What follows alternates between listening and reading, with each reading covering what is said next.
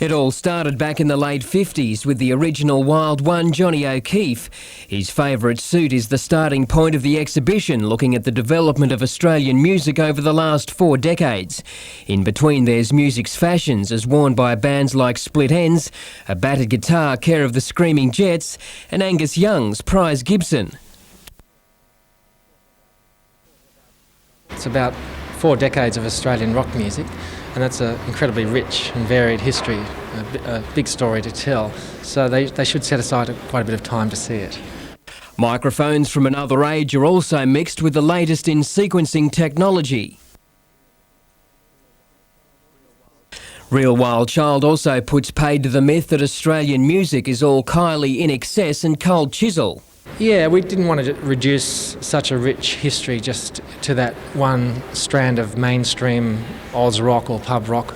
You'll find some slightly more obscure people represented. The exhibition is showing at the Newcastle Regional Museum until October. Blake Doyle, NBN News.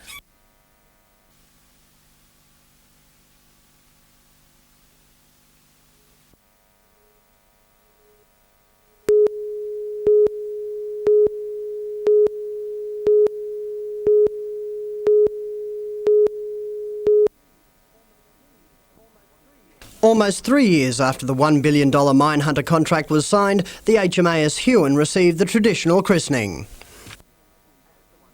As the 1,000 invited guests watched it gingerly inch its way down the slip, Defence Minister Ian McLaughlin stressed the Hunter's increasing role in defence. So Defence is in the Hunter for the long term, and you are doing it well for Australia, both in an industry sense and from a military point of view. The Minehunter is the second Australian Navy vessel to bear the name Huon, but the crew of its World War I namesake would be hard-pressed to recognise the technology. The Huon is a fiberglass construction bristling with the latest electronic defence systems. It's been built to especially cope with Australian conditions. What we have here is a technological solution that allows us to actually detect those mines, sometimes when buried, or generally when buried. The Huon is the first of 6 Minehunters to be delivered by the year 2002. Today's launch coming in under time and under budget. I wouldn't say it was hugely under time and hugely under budget, but it's certainly under both, and that's a big achievement. Today's launch had special significance given the federal government's plans to now privatise Australian defence industries. It helps the minds of potential intending buyers to focus on the fact this is a successful company. The sell-off of ADI is expected to be completed before the middle of next year. Meanwhile, the Minister also used the occasion to torpedo suggestions Navy facilities could be relocated from Sydney to Newcastle, in particular the Garden Island dock. Well, even if we thought it was a great idea right now, we haven't got the financial luxury of doing that. And as I say, Navy is not of a mind to recommend that to us at this present time. It's not an argument that washes with local politicians. Whether or not those functions have to have the Admiral sitting next door to them is questionable. And quite frankly, if you're an Admiral sitting on Sydney Harbour, you wouldn't want to move either. The HMAS Huon will undergo sea trials next April and is expected to be commissioned by the Navy in December '98. Phil Hind, NBN News.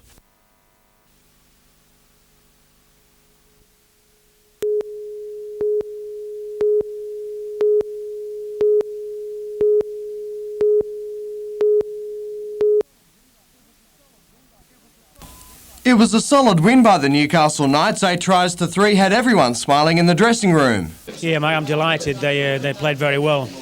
Also pleasing, the successful return of Wayne Richards and Brett Grogan. The last 2 weeks I was really easy to play. It was just a matter of probably not ready, but I probably won't get any fitter than what I am. So hopefully everything turns out fine now. Attention is now turned to next Friday night. Some are billing the clash against Manly as a possible grand final preview, and while the players would like to agree, they're not getting overawed by the situation. It's just another game, really. Whether we win, lose or draw, it doesn't matter come September time. Knights officials are also pleased with last night's crowd. More than 17,000 fans turned out, including one very happy Elaine Smith from Merriweather. She was the club's 2 millionth fan to pass through the turnstiles. Wonderful, thanks.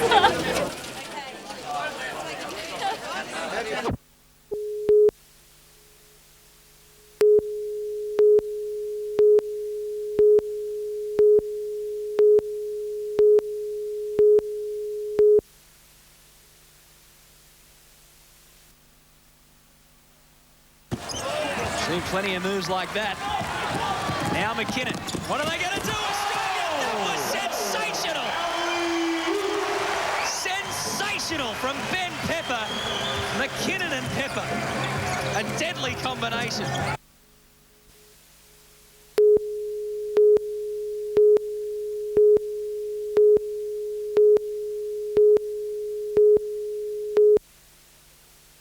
Talk about past the football. It went through countless numbers of hands and they still have it. Iro over the back, picked up by Thompson. Yeah, I think they'd like to just play in the quarterfinals. It's back over to England, and it might be at London or it might be at Wigan, but I think it'll be a very important part to our year.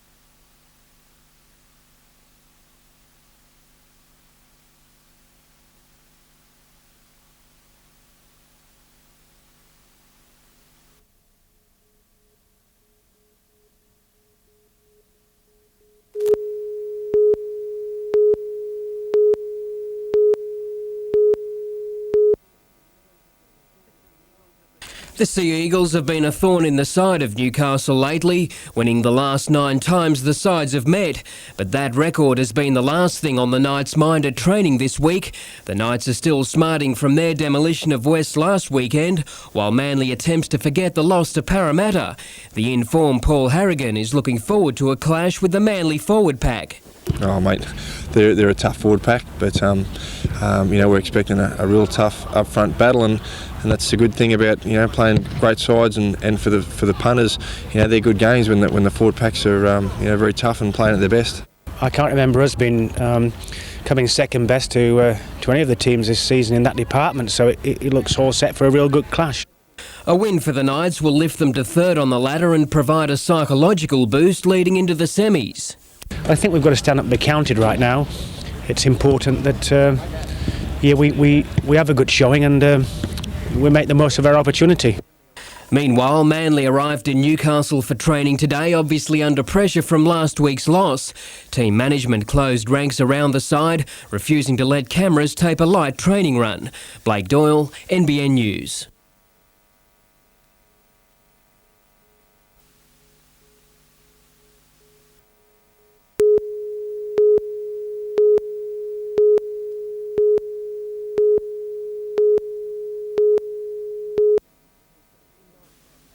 In 1988, the state government placed a conservation order on historic West Wallsend. According to residents, a heritage blanket was then put in place without community consultation. Residents claim they're now being told how to renovate their properties, even down to the colour of their house. There's all sorts of restrictions placed upon them, and all these restrictions just cost money, and it's a big thing to ask people to do. Representatives of Lake Macquarie City Council last night faced a hostile West Wallsend community, which says it's not against preserving heritage values, but is more concerned about the way they're enforced. They've been told, and to start off with, as far as myself and most of the people in the town are concerned, it's dictatorial and it's the wrong way to go about things. Residents have formed a group to report back to council on their plans for the town.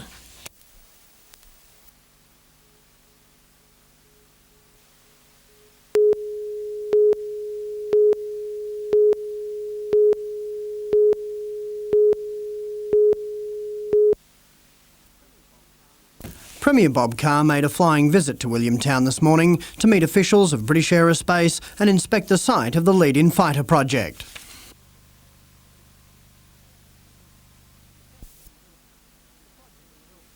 The project to build the British Aerospace facility adjacent to Newcastle Airport is expected to generate 150 new jobs.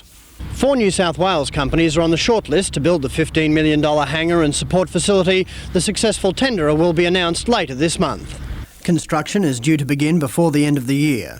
21 of the 33 Hawk Lead-In fighters will be assembled at Williamtown. The first is scheduled to be delivered to the RAAF in the year 2000. The state government believes it will be the key to renewed investor confidence in the Hunter. When we can point to the first of these aircraft, that it will emerge as a symbol of the Hunter. British Aerospace is already thinking beyond training jets to building actual fighters at Williamtown. We hope that we may be able to convince the government, I'm confident we will in due course, that the Eurofighter is the plane of the future. Meanwhile, the Premier also used his visit to announce the first fruits of the $10 million Hunter Advantage Fund set up in the wake of the BHP decision. Veterinary pharmaceutical company Durox is to relocate from Sydney to Rutherford. The company had been considering 2 locations but was swayed by the offer of government assistance. In fact, we had the land for sale just on 12 months ago, and we actually decided to stay in Sydney. The reason to really look at Maitland again was because decentralisation come to us and said, if we help you out to move to Maitland, will you come? The manufacturing plant will create up to 120 new jobs. We can't pretend with this that it will be suitable for every worker out of BHP who'll be seeking employment, but it does add to the stock of jobs. The first of the jobs are due to come online in 1999. Phil Hind, NBN News.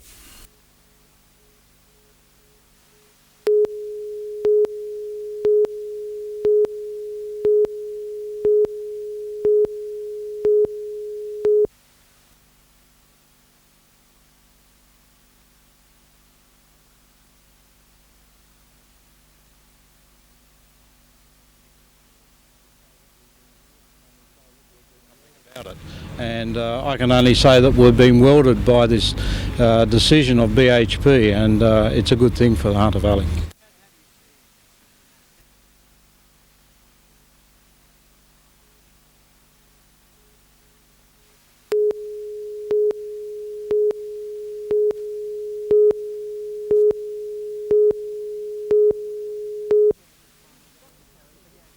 Dr Carey began his final day in the Hunter visiting community workers at the local Samaritan Centre. Dr Carey maintains groups like Samaritans are essential if the church is to remain relevant in the 21st century. Society is changing today, and there's a sense in which institutional religion has to face up a challenge of commitment. From the disadvantaged to those at the other end of the social scale. Almost 200 business leaders turned out to hear Dr Carey's thoughts on their role in society. The 103rd Archbishop of Canterbury told the audience he was not one of those in the church to pour scorn on business. I'm talking of a feeling that to make profits, especially large profits, is inherently a rather smutty affair, and that trying to make and sell things which other people want is a pretty low form of life. Now, of course, that's nonsense. However, the Church of England's first working-class Archbishop of Canterbury warned against putting profits ahead of people. Once commercial motives are separated from a firm framework of civilised ethical standards, they can easily degenerate into corruption and gangsterism. Dr Carey left Newcastle on a wing and a multitude of prayers. He'll spend 2 days in Sydney before jetting to New Zealand. Phil Hind, NBN News.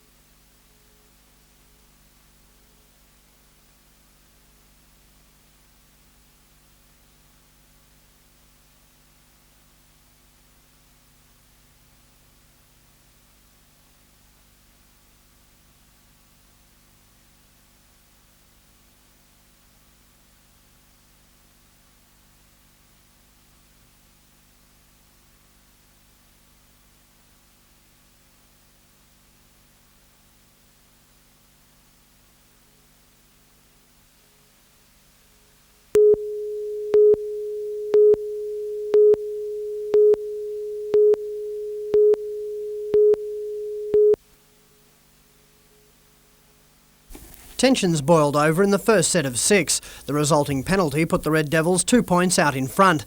The celebrations were short-lived though, hooker Mark Wilton suffering a compound leg fracture in a tackle. The game was held up for almost half an hour as officials waited for an ambulance. Muswellbrook re-emerged from the break with renewed vigour, however it wasn't to be their day, crossing the line only to have the try disallowed. Denman capitalised as centre Damien Engelbrecht crossed for his 31st of the season to send the Red Devils to the break leading by 6. When Lockbrad Johnson pounced on a loose ball soon after the resumption, the Devils had extended the lead to 12. A field goal and 2 more tries appeared to have sealed Muswellbrook's fate. However, the siren didn't signal the end of the saga. A special Group 21 meeting this week called to discuss the unregistered player controversy will decide whether Denman or Muswellbrook meet Singleton in next week's final. Meanwhile, in the Central Coast League at the weekend, Erina were too strong for Arimba. The entrance accounted for Woy Woy, while Berkeley Vale punished Northern Lakes.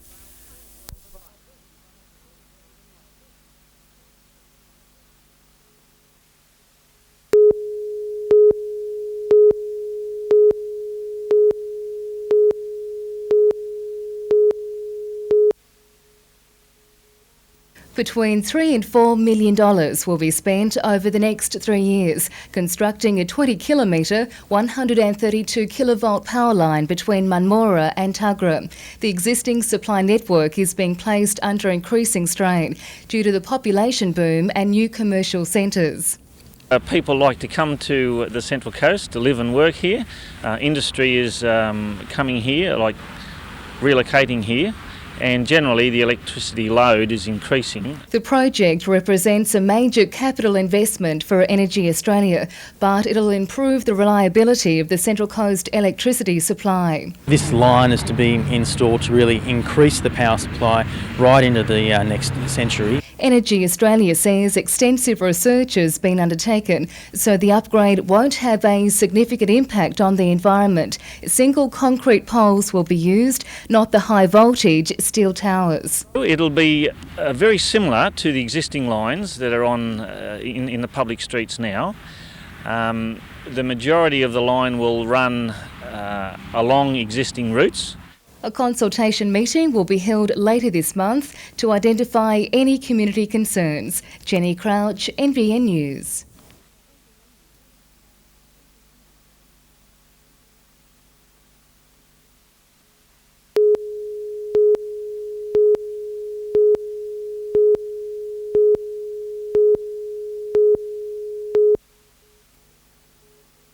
There have been several significant developments at Tuggerah over the last 5 years, and yet the area now looks set to expand even further. Wyong Council believes the suburb has several natural advantages. It's the geographic centre, or close to it, and it's of course the only major business centre that has got good links to the freeway and to the railway. Council has developed a Tuggerah precinct strategy which includes plans to redevelop Tuggerah Strait. It's hoped a business link between Tuggerah and Wyong is established. The Wyong Chamber of Commerce isn't concerned Tuggerah will develop at the expense of smaller centres. Well, obviously it's bringing prosperity and people and new business into the area, so it's just up to the business people in the local areas around to use their entrepreneurial skills to take advantage of that. Council is hoping further businesses will relocate to Tuggerah, with the new business park seen as an ideal location. Councillor Eaton maintains Tuggerah can offer more than Gosford city centres like Summersby and Erina. You only have to be able to put 2 and 2 together, and you'll realise that there is no other centre on the Central Coast, no other suburb on the Central Coast that has got what Tuggerah has got. Council hopes Tuggerah will develop into a centre like Chatswood or Hornsby. Jenny Crouch, NBN News.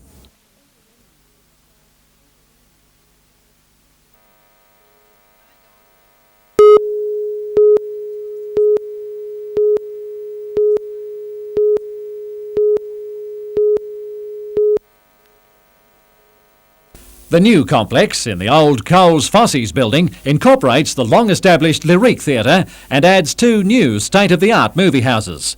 One seats 250 people with a 9-metre wide screen. A smaller one will accommodate 200. We have a lot of people coming to the Lyrique who are now missing out on films because we have 1 screen. With 3 screens we can accommodate all the art films, some mainstream films, and we can please everybody. The very latest technology is incorporated into the cinemas, and trials have already been run to iron out any bugs. The sound was absolutely perfect. Perfect. I'm very, very happy with the sound. Margaret Gumas and her husband Theo have leased space in the refurbished Coles building and arranged their financing for the fitting out of the cinemas themselves, so they are confident of the long-term viability of inner city cinemas. They are growing slowly, and I believe that the product that we have, which is different to most mainstream, the art, offbeat cinema, thinking film, this is what you'll get here. The cinema-going public will get its chance to judge the films and the complex when the festoon curtains first go up on Saturday.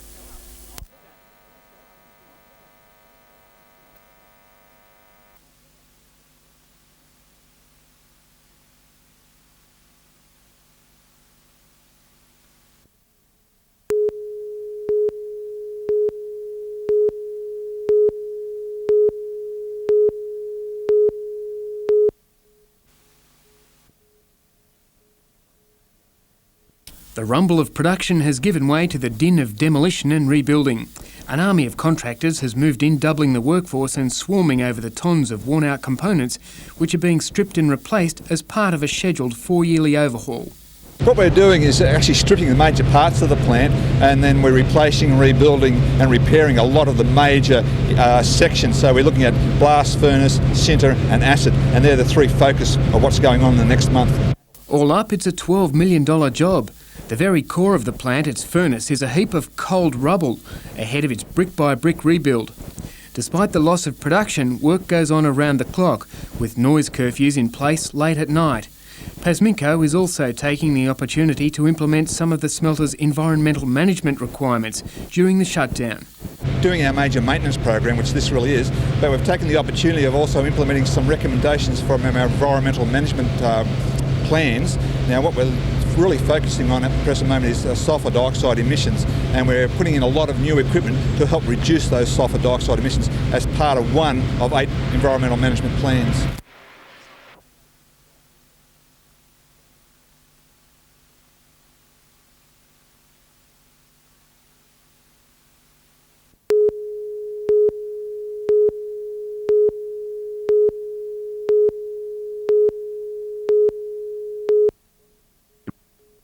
Close to 1 million visitors pour through Cessnock each year on their way to the area's fine foods and wines. But for a city built over generations on coal mining, a sad day is approaching. The area's last mine, the Pelton Ellalong pit, is scaling down, already giving 99 workers their notices, with more expected to follow. You have 220 approximately employees at that pit, plus some other direct employees that work for contractors on site full-time, will all lose their jobs. Combined with the BHP closure and also the talk of the imminent reduction of the workforce at Mount Thorley, and a substantial number of those men would live in this area and work up there. Mayor Merv Pine says that while Cessnock is looking to the hospitality industry for its future, he doesn't think enough jobs will be created in the short term.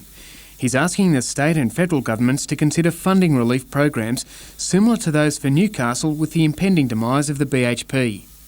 In a bid to pull in more passing trade, the Cessnock Council is investing $6 million in an upgrade of its main street. The first stage of that should be ready by Christmas. Seen by some as an unpopular alternative money spinner, Council is still considering a proposal to truck Sydney garbage into the area and collecting a fee. We want the facts, and I'd say in the next month to 6 weeks we have a mechanism to unearth further facts.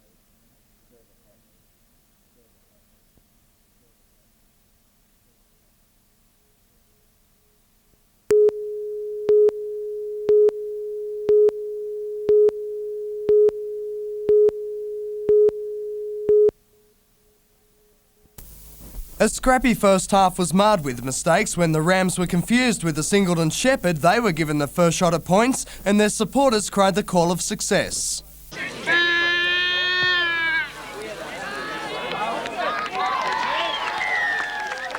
2-0 it proved to be the only points in a lacklustre first half, but the break brought with it revitalised attack. Steve Doherty crossing in the corner for a 6-0 Muswellbrook lead. Singleton wasted little time in issuing its reply. A perfectly weighted grubber found a flying Casey Wallet. From out wide, the Greyhound winger added the extras to level at 6-all before both sides crossed again. 10 apiece, and with the clock against everyone, the field goal became the option. Glenn Hume's one-pointer gave Muswellbrook the edge, a try on the sound of the siren, sealing the result.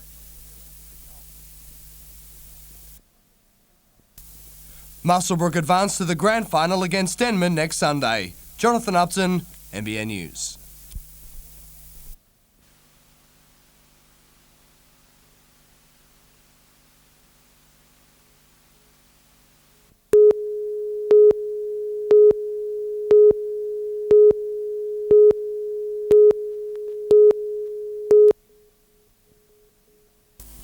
These students from Mayfield St Columban's School have come online through Telstra's Learn It program. St Columban's will join 2 other disadvantaged Catholic schools, all able to connect with students at a remote Aboriginal school in Western Australia. We're going to share information across the curriculum. Through a joint grant of $18,300, each school will be able to develop their technology programs, quite a leap for the 40 students from WA. They'll be getting nearly $5,000 to set up the internet connection with radio dish technology. Sharing experiences, breaking down barriers and keeping up with technology are viewed as valuable lessons. Well, you'll learn about different cultures and different parts of Australia.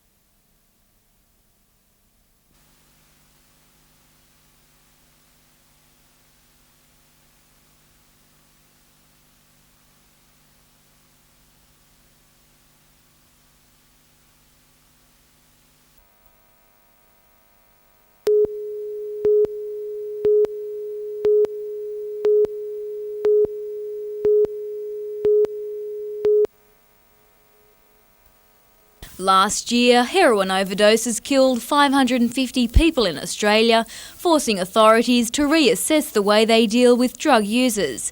After the Royal Commission into Police Corruption, Justice Wood recommended that legalised injecting rooms be opened throughout the state to clean up heroin use. They offered a safe, secure place where they could go if they got into any difficulties by way of an overdose or whatever, that they could get instant attention.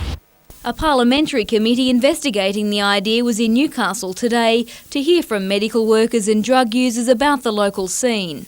Crime statistics show that there is plenty of drug use in the Hunter, but it's by no means a hotspot in the same way as the North Coast or Cabramatta or King's Cross are. Health workers here are not pushing for safe injecting rooms, saying there simply isn't a huge demand in Newcastle. A string of heroin seizures in the last 6 weeks has done nothing to curb the growing number of addicts. It's been suggested by both Commissioner Wood and drug users themselves that legalised shooting galleries would act as a gateway to rehabilitation. You would have other services there as well, such as education, counselling, access to detox services and so on. The committee will forward its recommendations to Parliament in November. Simone Cobb, NBN News.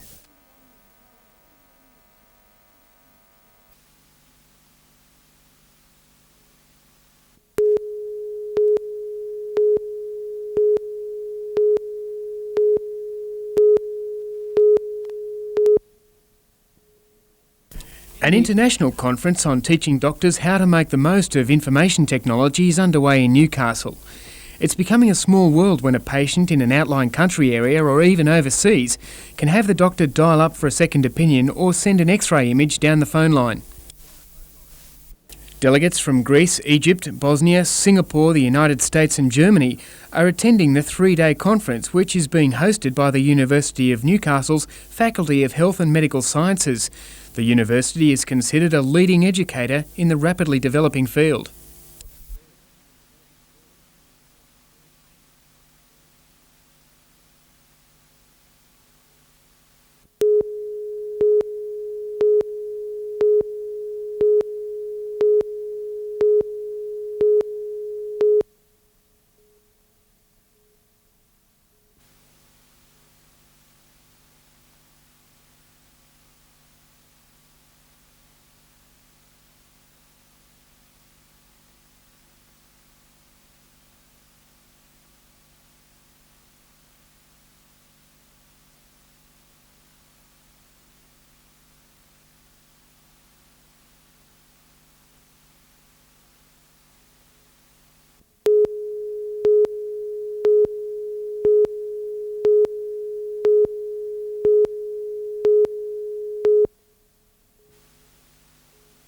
Barry Maitland is Professor of Architecture at the University of Newcastle. He is also the joint author of the first guidebook to the city's buildings. Most Australian cities have got a guide to their architecture, and it really struck us that Newcastle didn't have this, and that it'd be wonderful to have a guide to all of the extraordinarily interesting buildings that there are in the city for the bicentenary.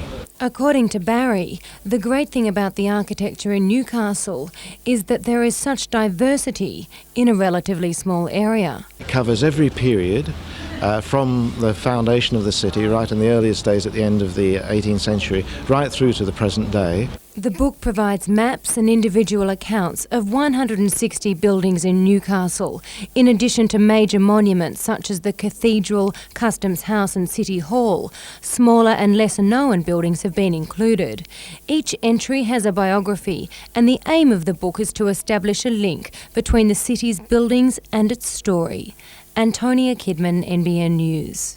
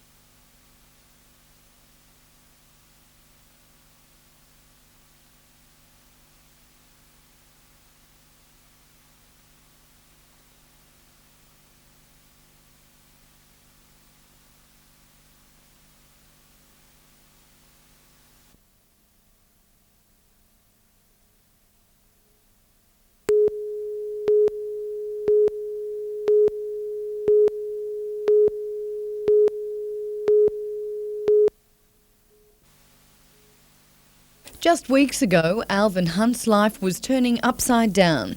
High blood pressure and chest pain plaguing his daily existence. An angiogram revealed that 3 of Alvin's vessels to the heart were blocked. I was a bit relieved actually when I actually found out what was causing the problem. I'd been weak and taken me 3 days to do a one-day job. The Merriwall farmer is the 1,000th patient to undergo coronary surgery at the Lake Macquarie Private Hospital. Even though it's a common 3-hour procedure, it's still considered major surgery. Well, it involves bypassing blockages in the heart's arteries by using generally a graft or a vein from another part of his body, generally his leg or sometimes inside the breastbone. Then a stream of physiotherapists and nursing staff take charge of the healing process, helping to increase Alvin's strength while monitoring his heart rate. Everyone said, "You'll be a new man," and I said, "I don't want to be too new because of all that work I've got to do." I am. Alvin plans to retire with his wife from their Upper Hunter property by Christmas. Vanessa Spark, NBN News.